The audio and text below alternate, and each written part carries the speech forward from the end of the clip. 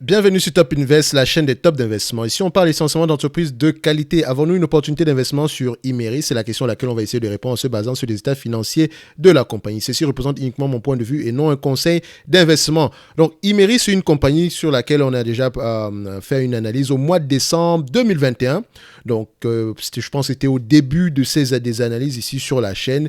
Donc, ici, je remercie encore Under de Ivy, c'est lui qui m'avait posé la question par rapport à cette compagnie-là. Vous allez remarquer que quand je regarde cette vidéo, ça me fait un peu sourire parce que voilà, c'était très familial à la fin de la journée. Donc, j'aimais bien ça. Donc, ça n'a pas changé d'ici aujourd'hui et je suis bien content du parcours qu'on a fait jusqu'à présent, donc presque un an aujourd'hui. Donc, on va revenir sur Imeris, qui est une entreprise que j'aimais bien à cette période-là. Donc, par rapport à l'analyse ici, on avait fait l'analyse en utilisant la valeur d'entreprise sur EBITDA. Et comme vous le savez, c'est pas une métrique que j'utilise beaucoup. C'est pas un multiple. C'est pas une façon de faire que j'utilise actuellement. Enfin, c'est pas que c'est mauvais, mais j'ai préférence d'utiliser les multiples par rapport au PER ou bien au price to free cash flow ici. C'est plus simple pour moi et ça me donne une idée générale à peu près de l'entreprise généralement quand je réfléchis en termes de rendement. Ok? Donc ici, par exemple, la valorisation comme je l'avais dit, j'avais un biais aux alentours des 72 € l'action, le minimum, celui qui se rapprochait plus de la valeur ici parce que le marché avait l'habitude de s'échanger à peu près à 8 fois les EBITDA ici, donc on se rapprochait plus à 8 fois les EBITDA ici, moins la dette, on se rapprochait plus du 54 € l'action. Donc, un an plus tard, à quoi ça correspond en date d'aujourd'hui? Qu'est-ce que l'entreprise a fait entre-temps? On serait pas étonné de voir que voilà, il n'y a pas grand-chose qui ait changé depuis. Mais nous, ce qui nous intéresse, c'est de savoir est-ce que l'entreprise est toujours de qualité. Quand on analysait l'entreprise, si on est aux alentours des 36 € par là. Donc, en date d'aujourd'hui, sur Imeris, nous sommes aux alentours de 28 €. Ok, donc le prix a diminué ici, donc elle n'a pas, voilà, comparé à ce qu'on a présentement sur le marché, si on fait 28 divisé ici par 36 moins 1, on a à peu près ici aux alentours de 22% de décote. Ok, donc entre-temps, Imeris a publié ses résultats semestriels. Et vous savez, généralement, quand on publie les résultats semestriels, on pose toujours la question, qu'est-ce qui s'est passé? Pourquoi est-ce que ça s'est passé? À quoi s'attendre à court terme? Et quel est le bilan ici, surtout au niveau de l'endettement? Donc, on va le lire ici rapidement. Après, on va faire une nouvelle évaluation pour faire à peu près une mise à jour de Imeris, qui est une entreprise que moi, j'aimais déjà au début. J'aime bien cette compagnie. Je vous dis la vérité. Donc, Imeris, publié le 28 juillet 2022, chiffre d'affaires 2 563 millions d'euros, ici 18% de croissance par rapport au premier semestre 2021, fruit d'une politique de prix volontariste, donc plus 16,1% face aux pressions inflationnaires. Essentiellement, ça veut dire qu'on a augmenté le prix. Ok, forte hausse de l'EBITDA courant à 445 millions d'euros, ici 11% par rapport à la dernière période, donc résultat courant net en progression de 19,7% à 189 millions d'euros, donc résultat courant net, donc le résultat net ici, donc sur les 6 derniers mois, d'accord, à 189 millions d'euros. Augmentation des investissements sur le marché porteur de la mobilité verte, donc négociation exclusive en vue de la cession de l'activité solutions haute performance. Ok, donc on a à peu près de bonnes informations ici. Donc le PDG dit ceci: si j'entrevois une décélération de la croissance au second semestre de l'année, conséquence d'une baisse de confiance des consommateurs et du resserrement des conditions monétaires, je reste confiant dans la capacité d'Imeris d'améliorer son EBITDA courant en 2022 par rapport à 2021. Ok? La cession de notre branche solutions de haute température devrait être une étape importante dans la concentration des activités du groupe vers les minéraux de spécialité en forte croissance qui constitue son cœur de métier. Donc, elle a présentement vendu un segment d'activité pour se concentrer dans les minéraux comment on appelle ça, les minéraux spécialisés. C'est comme ça qu'elle appelle ça et qui est un segment de forte croissance. Donc, il faudrait aller lire les rapports financiers pour voir à peu près à quoi ça ressemble. D'accord? Donc, dans cette perspective, nous nous réjouissons de présenter notre stratégie de croissance 2023-2025 lors d'une journée investisseur au 4e trimestre 2022. Donc, vous avez rendez-vous avec cette compagnie au 4e trimestre de cette année-ci pour qu'elle vous présente sa stratégie de croissance entre 2023 et 2025. J'aime cette compagnie. Si vous regardez l'actionnariat de cette compagnie, ce sont des gens qui ont une pensée à long terme et qui pensent en termes de retour sur investissement des capitaux. D'accord? Qui pensent en termes de free cash flow. D'accord? Et qui pensent sur un horizon de temps. Et qui n'ont pas peur de se séparer d'une entité ici, d'un segment d'activité ici, si Pour eux, ils ne voient pas une croissance extraordinaire ou bien une croissance élevée des marges et un maintien des marges ou un maintien des avantages compétitifs à long terme. D'accord? Il me semble que dans la plupart de leurs segments d'activité, ils sont parmi les 3 premiers dans le monde. OK? Donc, après ça ici, les résultats étaient bons. On voit ici qu'il y a eu un effet de prix ici. Vous pouvez constater ici, oui, il y a un effet prix ici, c'est bien. Mais maintenant, en termes de marge, vous voyez que c'est plutôt un maintien des marges, plutôt. D'accord? La marge opérationnelle également s'est maintenue. Même si le revenu, le chiffre d'affaires a augmenté, les marges sont restées stables. OK? Faites attention à ça. Donc, les marges nettes ici sont à peu près, on voit ici qu'entre le S21 et le S22 ici, donc les marges, excusez-moi, les marges EBITDA ont même diminué. Attention, en termes de marge, ça a diminué, mais en termes de volume, on a une croissance. Donc, faites attention, les marges doivent raconter la même chose que les volumes. C'est toujours des choses à comparer ici. Donc, vous allez voir ici que les marges opérationnelles ici sont restées à peu près stables. Donc, l'entreprise est de plus en plus efficiente. D'accord? L'entreprise est de plus en plus efficiente. Les marges opérationnelles sont stables, les marges EBITDA sont à peu près dépréciées, donc de moins d'1%, enfin 1,2% ici. Donc les marges nettes ici, à peu près ici, vous voyez qu'au niveau des marges nettes, on a à peu près, en termes de volume, on a à peu près quelque chose de bon ici. En termes de volume sur les bénéfices nets ici, donc par action, on a à peu près 2,24 € en date d'aujourd'hui. Donc, juste sur le semestre actuel, l'entreprise a dégagé 2,24 €. OK?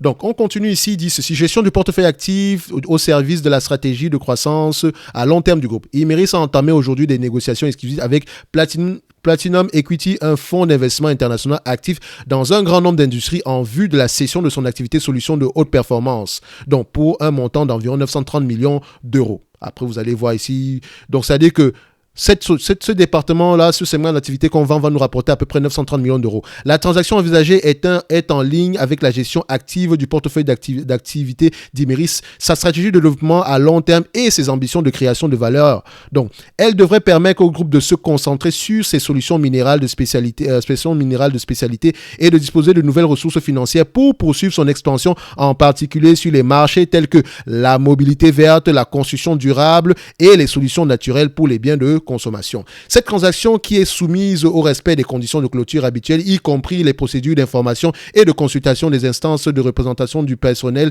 et d'autres y compris de consultation des instances de représentation du personnel et d'autres approbations réglementaires devrait se conclure d'ici la fin de l'année. OK? Maintenant, les perspectives. À quoi s'attendre? Alors, les tensions géopolitiques, le resserrement de la politique monétaire, les confinements en Chine et le rationnement potentiel du gaz en Europe devraient entamer la confiance des ménages et peser sur le niveau d'activité des entreprises au second semestre 2022. Donc, ils ne s'attendent pas à un semestre extraordinaire en 2022. Maintenant, c'est une question de gestion des coûts. C'est une question de maintien des coûts. D'accord? Ne vous attendez pas. Donc, s'il y a une perte, enfin, je ne dis pas qu'il y aura une perte, mais l'entreprise est prudente. OK? Moi, j'aime ça. Je veux payer une entreprise qui a gagné de l'argent présentement et qui a fait un trimestre assez correct, qui me dit ici que oui, pour le prochain trimestre, ça sera à peu près la même chose. Ici, vous disiez que faites attention, ça pourrait ne pas être la même chose. Moi, j'aime ça.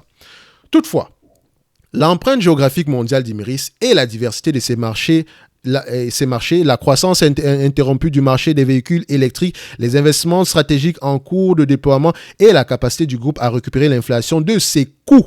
J'aime ça.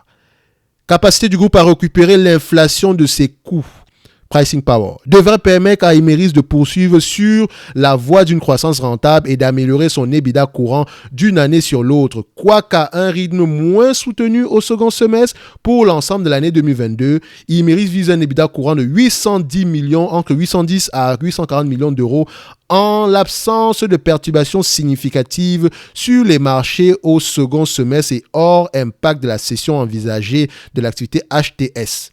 D'accord? Donc, l'EBITDA ici ne prend pas en considération l'impact de la cession de l'activité de HTS. Donc, il faut faire attention par rapport à ça. La cession de l'activité de solutions haute performance devrait être une étape importante dans la concentration des activités du groupe sur son cœur de métier, à savoir les minéraux de spécialité à forte croissance. Donc, faites attention, les termes forte croissance, spécialité ne doivent pas vous faire dire waouh. Allez-y rechercher c'est quoi précisément, à quoi ça sert. OK? Le plan de développement du groupe 2023-2025 sera présenté à la communauté financière lors d'une journée investisseur au 4e trimestre 2022. Bon, pour les résultats ici, tout ce qui nous reste ici, c'est à peu près au niveau de la dette nette ici. Vous constatez ici que la dette nette ici a à peu près légèrement augmenté. On reste à peu près aux alentours de 1,531 milliard. D'accord, toujours à peu près au même niveau en termes de dette nette sur EBITDA. Si on est en dessous de 5, donc c'est parfait. Moi, j'aime ça. Maintenant, on vient sur la bonne vieille méthode d'évaluation ici. Maintenant, je vais l'évaluer d'une certaine façon. OK? Donc, en faisant simple ici, croissance des revenus, qu'est-ce qu'on a ici? Vous voyez que nous avons ici une entreprise qui a des revenus croissants ici. Donc, si on prend ici la croissance des revenus sur les dernières années, juste pour faire comme d'habitude, on prend la croissance des revenus ici sur les 10 dernières années, on ferme ça. Vous avez 1% de croissance sur les 10 dernières années. OK. À peu près sur les 5 dernières années, nous avons 2,98% de croissance. OK.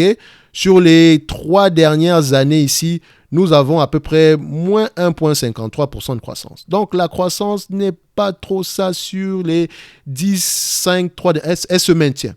On va se dire comme ça. Elle se maintient. Également, il faudrait voir ici s'il n'y a pas eu beaucoup de changements, des acquisitions, des cessions, des cessions, etc.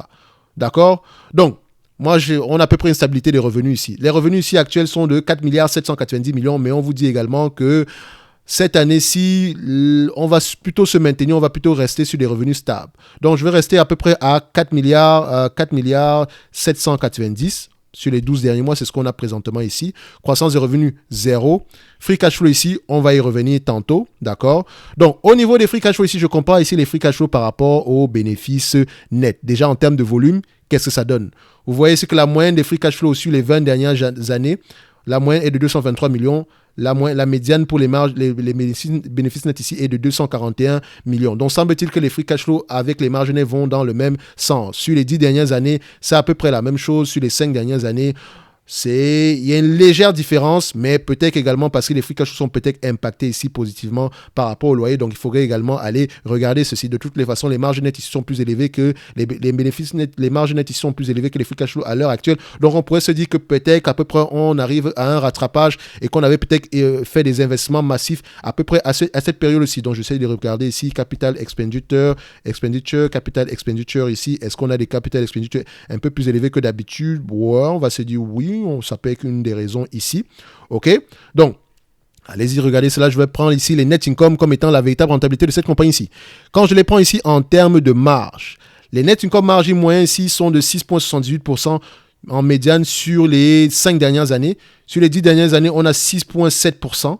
D'accord? Sur les 10 dernières années. Remarquez que 2019 a été une année assez compliquée, mais on revient de plus en plus à des niveaux assez acceptables ici. Et n'oubliez pas que les free cash flow à cette période-là étaient assez élevés. Donc, sans doute, on a réellement eu une rentabilité plus élevée ici. Donc, en moyenne, ici, elle a à peu près 7% de marge, d'accord, en termes de marge nette ici, en moyenne. On a 7%. Je vais prendre 7%. OK? Nombre d'actions. Est-ce que nous avons un nombre d'actions qui diminue ou bien qui augmente? Nous avons ici un nombre d'actions qui augmente. Il faut savoir pourquoi. 80 millions à 86 millions ici, quelle est la raison? OK? Donc, je vais mettre ici 86 millions. OK? 8, 6. Maintenant, le PER. Là, le marché paye généralement des multiples de combien pour cette compagnie-ci? Le marché paye généralement 20 fois les bénéfices sur les 10 dernières années. Sur les 20 dernières années, on paye 18 fois les bénéfices. Sur toute la période ici, à peu près depuis à peu près 1986, on paye à peu près 16 à 17 fois les bénéfices. D'accord? Donc, sur les 10 dernières années, on paye des multiples plus élevés. Sur les 5 dernières années, des multiples encore plus élevés. Sur les 3 dernières années, des multiples de 27 fois les bénéfices. OK. Donc, sur les 5 dernières années, on a 21 fois les bénéfices. 10 dernières années, on a 19,6 fois les bénéfices. OK. Donc, je vais prendre 20 fois les bénéfices. De toute façon, j'enlève la dette, donc je suis assez conservateur. OK. Donc, je prendrai ici 20 fois les bénéfices. Je suis tiraillé entre 20 et 17 fois les bénéfices. Si on peut même le faire ici, je vais essayer la bonne vieille méthode avec l'outil, comment on appelle encore ça? L'outil qu'on appelait ici Finbox. OK. Donc, on va mettre ici Imeris. On va mettre ça Finbox. Finbox. Ça fait longtemps qu'on ne l'a pas utilisé en plus. On continue. Voilà, je rentre ici dans Finbox. On va aller regarder ça ici. Et comme je vous l'ai toujours dit ici, ça c'est la partie quantitative. N'oubliez pas, vous ne pouvez pas investir uniquement en vous basant sur la partie quantitative. Si la partie quantitative est bonne, On lit les rapports financiers pour avoir une information générale par rapport à la partie qualitative. Donc, la partie quantitative, c'est la présentation des chiffres. La partie qualitative, c'est faire parler ces chiffres-là. OK? On veut savoir à peu près où est-ce qu'on met les pieds. Donc, je reviens ici. Je vais mettre Imerys, NK. D'accord? Imerys. Où est-ce que je partais prendre cette information-là? Imerys. Donnez-moi juste un instant. Ça fait tellement longtemps que je n'ai pas utilisé ceci que je me perds un tout petit peu. Il me semblerait que pour les compagnies européennes, je n'ai pas le droit d'aller regarder. Donc, Imerys, on va mettre Imerys ici. On va voir si on nous donne cette information-là. Imerys, extra, on met ça ici. Est-ce qu'on aura le droit? Est-ce que ça a changé? Ça fait tellement longtemps que je n'ai pas utilisé ce truc-ci que voilà, voilà, c'était ici. C'était au niveau de modèle. On va aller regarder ça ici. Donc, notre modèle ici, on va prendre celui-ci. Attention, c'est pas valeur d'entreprise sur EBITDA qu'on recherche ici. Donc, on va remplacer ici. À ce niveau-ci, on aura les PER. Donc, je vais prendre ici 15, 17 fois les bénéfices et 20 fois les bénéfices. Rappelez-vous qu'on prend l'entreprise ici à 20 fois les bénéfices. Et la dette nette ici, on va aller rechercher la dette nette ici. On prend directement la dette nette qu'on nous a donnée ici au niveau des rapports financiers. Il nous mentionne qu'on a une dette nette à peu près de 1 531 millions ici. Actuellement ici, on a une différence à peu près, on a combien? Ici, ça compte 1 475 millions. Donc, il n'y a pas une grosse différence. À peu près, c'est correct ici. Donc, maintenant, qu'est-ce qui nous manque ici? Le nombre d'actions, on est à 86 millions. Ici, on est à peu près à 85 millions par là. Donc, ce n'est pas également une grosse différence. Donc, on va pouvoir s'accommoder par rapport à ça également. Le PER ici, comme j'avais dit, on prend 17 fois les bénéfices. Donc, enfin, vu que je prends 3 ici, je prends 15, 17 et 20 fois les bénéfices. Maintenant, ici, au niveau de la dette nette, ici, vous avez vu que la dette nette est aux alentours de 1,5 milliard, 1,5 ici. Donc, la qualité du dividende, on va y revenir. Donc, les free cash flow, 7% de 4,790 milliards. 7% de 4,790 milliards. Ici, ça donne combien?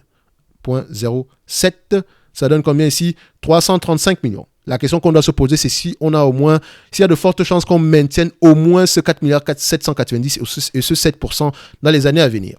OK? Donc, je prends ici 335 millions, 335, moins la dette nette divisée par le nombre d'actions, valorisation 42 euros à 15 fois les bénéfices. Quand je mets ici 335, moins la dette nette divisée par le nombre d'actions, avec des PER de 17 fois les bénéfices, ça donne ici une valorisation à 50 euros l'action. À 20 fois les bénéfices, ici, moins la dette nette divisée par le nombre d'actions, ça donne ici une valorisation aux alentours de 61 euros l'action. Donc, l'entreprise est sous-évaluée. Par rapport à l'évaluation qu'on avait précédemment ici, vous savez que la valeur d'entreprise sur EBITDA ici, la moyenne était à peu près aux alentours de 8 fois les bénéfices ici. Donc, on était à 54 euros l'action. On oscillait entre 54 et 72 euros l'action ici aujourd'hui. Donc, je penchais plus pour un 72 euros ici. Mais en date d'aujourd'hui, le maximum en date d'aujourd'hui est de 61 euros. Donc, j'ai été assez conservateur ici. Donc, je pourrais dire que à 15 fois les bénéfices ici, l'entreprise s'échangera à 42 euros, 17 fois les bénéfices, 49 euros et 20 fois les bénéfices, 62 euros. Et ça prend en considération la dette. Et rappelez-vous que le marché ne prend pas souvent en considération la dette. Si ce marché-là ne prend pas en considération la dette ici, cette entreprise-ci, en date d'aujourd'hui, si on la vend à 20 fois les bénéfices, divisé par le nombre d'actions ici aujourd'hui, c'est 78 euros l'action. Donc, par rapport à notre version optimiste ici, on était assez correct. Si vous avez du mal à décider ici par rapport à qu'est-ce que je vais prendre finalement, moi, je vous dis souvent, prenez les 3, 42, plus, disons, 50, plus 60, on va mettre 62, d'accord, divisé ici par 3, ça me donne ici aux alentours de 51 euros. Donc, je coupe la poire ici en deux, si on peut le dire comme ça, et je me mets à 51 euros. Donc, on va se dire ici qu'on aurait une valorisation aux alentours des 51 euros par là, comme valeur d'entreprise ici.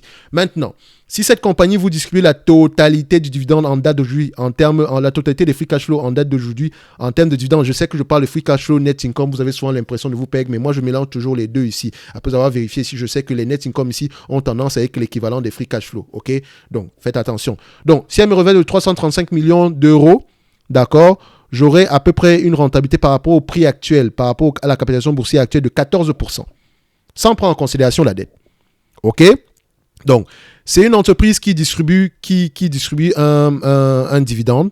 Le dividende ici, il est safe, d'accord? C'est un dividende qui est à peu près aux alentours de combien? On va aller voir ça ici. Donnez-moi juste un instant. Nous avons une entreprise ici qui verse un dividende à peu près de 5,43%. Donc, je prends ici le dividende par action. Donc, dividende, on va juste regarder le dividende per share ici. On va voir ici si ce dividende par action a tendance à augmenter année après année. Vous voyez ici que dépendamment, si l'entreprise est en difficulté, si la période est difficile, l'entreprise va baisser le dividende. Et ça, moi, j'aime ça. Ça nous permet d'économiser de l'argent. Mais au fur et à mesure, quand l'économie se reprend, on repaie un dividende. Vous voyez ici que c'est une entreprise, si on prend la moyenne du dividende sur cette période-ci, on va prendre la moyenne, vous voyez que c'est une entreprise qui verse au moins 1,37 € en termes de dividendes. En date d'aujourd'hui, elle verse à peu près 1,55 €. Sur les 10 dernières années, elle a versé à peu près 1,76 €. Sur les 5 dernières années, elle a versé 1,86 €. Donc, si on garde à peu près aux alentours des 1,86 €, 1,76 € par là, le dividende ici, il est assez safe parce qu'il représente à peu près 100 millions d'euros par là. Donc, rappelez-vous, elle dispose à peu près de 335 millions d'euros pour le dividende. Pour repayer la dette, pour repayer le dividende ici, pour faire le rachat d'actions, pour faire des acquisitions. Et elle reverse uniquement par rapport au dividende versé en date d'aujourd'hui 1,55 multiplié par le nombre d'actions ici. Le nombre d'actions ici, c'est 86 millions d'actions. Donc, elle reverse à peu près 133 millions ici. D'accord? Donc, si on met le 335 ici, ça nous représente à peu près à un payout ratio aux alentours de 40%. Qui est assez safe. Donc, le 5,43% ici, il est assez safe. Si vous reversez la totalité de dividendes ici, la totalité des free cash flow ici en termes de dividendes, vous aurez un rendement de 13% par là. Et c'est ça qui nous intéresse, donc le rendement sur coût d'acquisition ici. C'est une belle entreprise.